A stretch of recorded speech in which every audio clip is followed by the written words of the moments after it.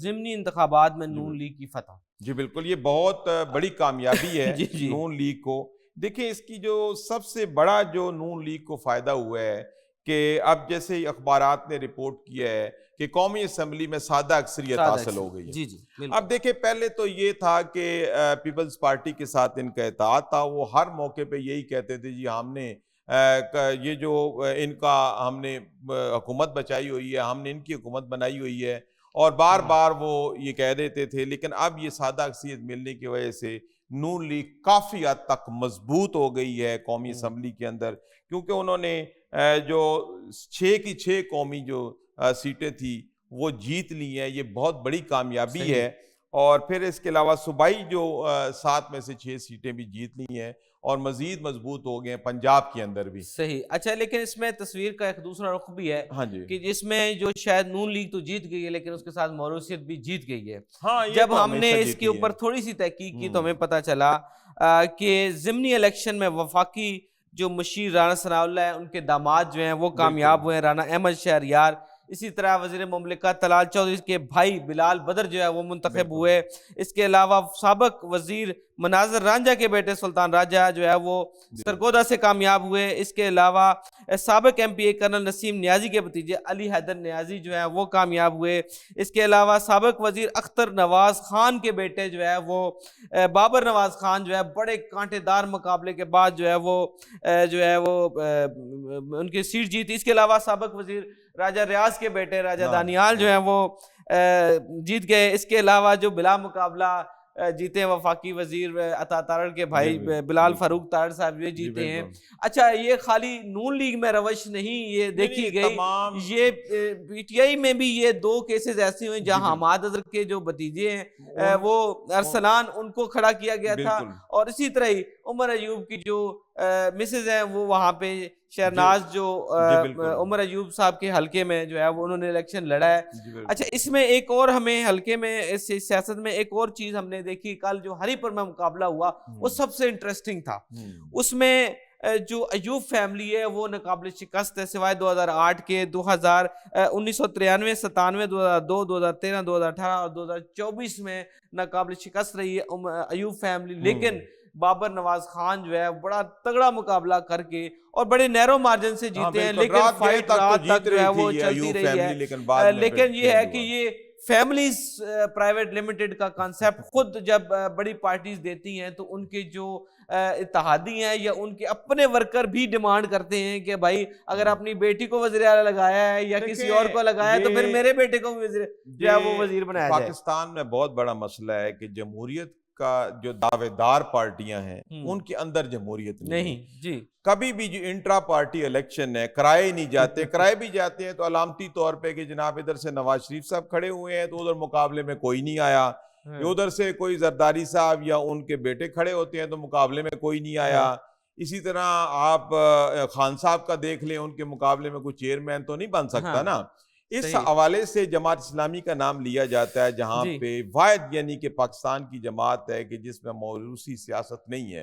हुँ, जमात इस्लामी को छोड़ के बाकी जितनी भी जमहूरियत की दावेदार पार्टियां हैं हुँ, पाकिस्तान के अंदर, हुँ, सब के अंदर जमहूरियत नहीं है। वहाँ पे इसी तरह किचन कैबिनेट होती है जो ऊपर लेवल पे फैसले करती है, फिर नीचे आ जाए जो छोटी भी किचन केबल। उनके नीचे जो इलेक्टेबल्स का दौर है सारा पाकिस्तान के अंदर, सब की सब सियासत इलेक्टेबल के गिर्द घूमती है।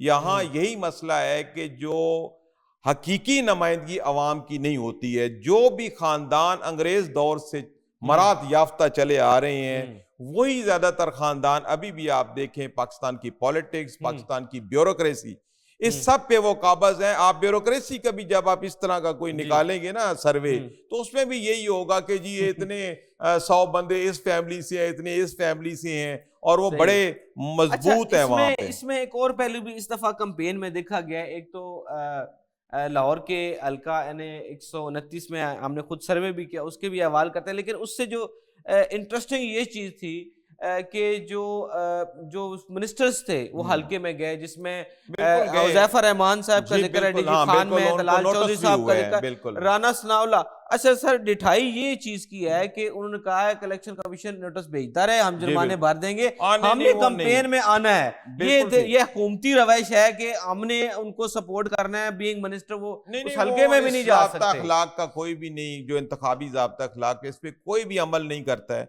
चाहे वो हुकूमत में है नहीं है। जैसे अखराजात की बात होती है, वो भी ज़्यादा अखराजात किए जाते हैं, दीगर जो ज़ाब्ता अखलाक होता है उस पर भी अमल नहीं होता।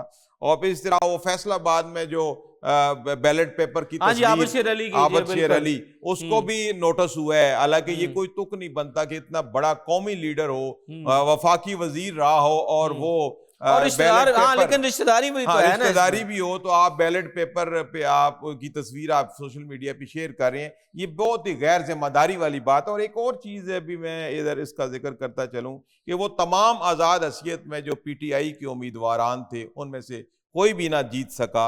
एक वक्त था कि बानी चेयरमैन सात हाँ, सात 7 सीटें सीटों, बिल्कुल। जीत जाते थे, लेकिन आज एक वक्त आ गया है जी। कि आज तमाम आजाद उम्मीदवार जो पीटीआई बैनर के नीचे खड़े थे उनमें से हम्म एक भी ना जीत लेकिन सका। इसमें अब ये देखें कि बजायर तो वो मिनिस्टर गौर साहब कह रहे हैं बाईकाट किया है, लेकिन हकीकत में नहीं नहीं, बाईकाट नहीं था। बाईकाट किया होता तो फिर तो 2-3 सीटों पे इन्होंने बाईकाट नहीं कंटेस्ट किया भी था, किया हुआ है, लेकिन कंटेस्ट किया है। इसमें जो मेन चीज समझने वाली है कि टर्नओवर बहुत कम रहा है। हाँ, ये तो एक बहुत अब बड़ा ये एक मसला सवाल है। पैदा होता है कि आखिर कितना टर्नओवर होना हाँ, चाहिए था, इस पे उसके जरूर, ऊपर इलेक्शन इस कलदम पे हो सकता है, नहीं हो जरूर सकता, इस पे बात बात होनी होनी चाहिए। चाहिए। लेकिन ज़िमनी इंतखाबात में अमूमन ये देखा जाता है कि टर्नओवर कम होता है, वो माहौल नहीं बन रहा होता।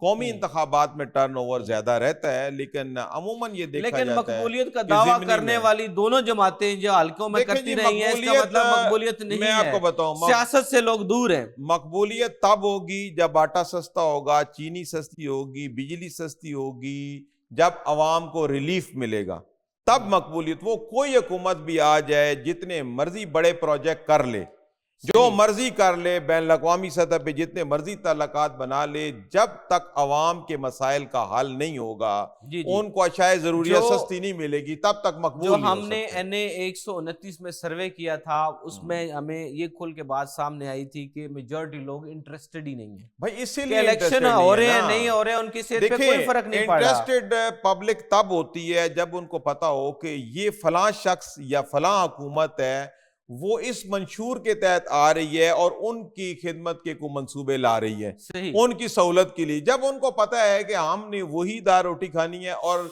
हर दिन महंगी खानी है ठीक है। और हमारा बजट तनख्वाह में नहीं बन रहा, तो वो इंटरेस्ट नहीं